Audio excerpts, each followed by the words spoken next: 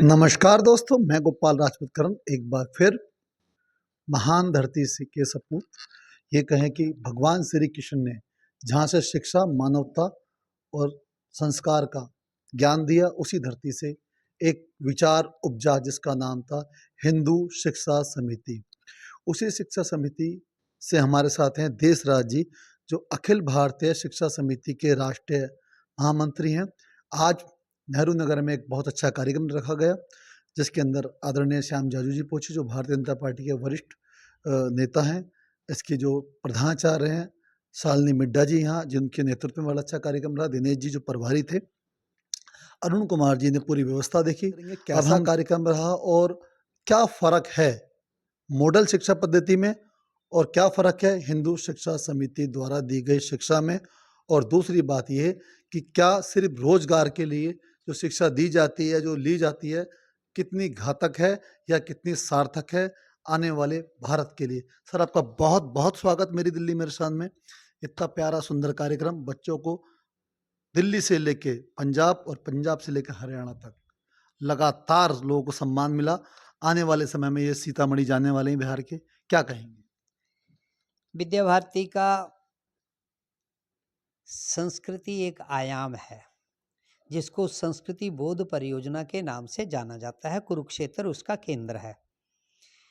आज सरस्वती बाल मंदिर नेहरू नगर के अंदर जो उत्तर क्षेत्र का संस्कृति महोत्सव का आयोजन किया गया, उसके समापन पर रहने का मुझे अवसर मिला।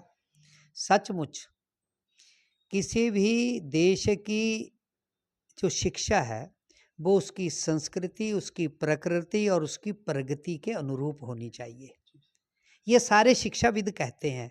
और विद्या भारती जिसकी इकाई हिंदू शिक्षा समिति, समर्थ शिक्षा समिति अपने दिल्ली के अंदर कार्य कर रही है, उस दृष्टि को ध्यान में रखते हुए ये जो आयोजन रहते हैं, इसके अंदर सबसे बड़ी बात है कि जो शिक्षा है वो जीवन जीने की कला सिखाती है। और एक बात जो शिक्षाविद अक्सर कहते हैं, जीवन की शिक्षा का लक्ष्य यानी कि जीवन का लक्ष्य और शिक्षा का लक्ष्य, ये दोनों बराबर रहते हैं। इन दोनों में कोई अंतर नहीं है। इसलिए रोजी रोटी के लिए शिक्षा नहीं है, शिक्षा जीवन जीने की कला सिखाने का ढंग है, जिसके अंदर रोजी रोटी एक साधन है, एक प्रकार है, एक आयाम है। लेकिन उसका जीवन दूसरों के लिए अर्पित हो, समाज के लिए हो, राष्ट्र के लिए हो, मानवता के लिए हो, ये संस्कृति हमारी सिखाती है। इसलिए जो संस्कृति महोत्सव के अंदर बच्चों ने लोक नृत्य, मूर्ति कला, एकल गान, समूह नृत्य, ये जो जितने भी आशु भाषण, ये सारे भारत की संस्कृति के अनुरूप हैं। क्योंकि संस्कृति यदि जीवित रहती है और पीढ़ी दर पीढ़ी आगे स्थानांतरित होती है तो वो राष्ट्र जीवित रहते हैं, और जब संस्कृति लुप्त हो जाती है तो राष्ट्र भी लुप्त हो जाते हैं। यह आज का आपका यहाँ का कार्यक्रम जो संस्कृति महोत्सव का आयोजन हुआ, वो उस संस्कृति को जीवित रखने का एक कार्यक्रम था।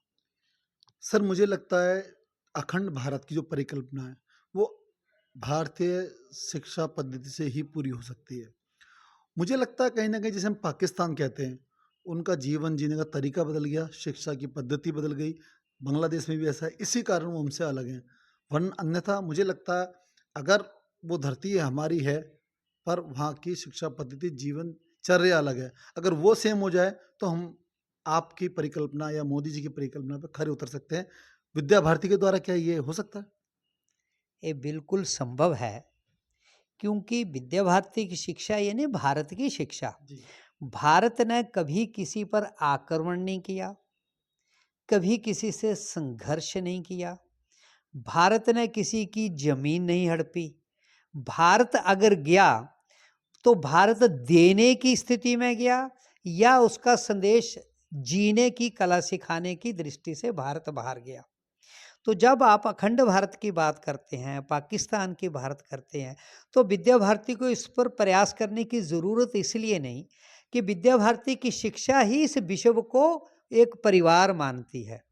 तो जब सारा विश्व एक परिवार होगा, एक कुटुंब बनेगा, और ये भारत का हमारे यहाँ वेदों से पहले ही कृण्वन्तो विश्ववार्यम, ये हमने पहले से कहा है। तो विद्या भारती मानवता की शिक्षा देती है, अध्यात्म की शिक्षा देती है, संस्कृति की शिक्षा देती है।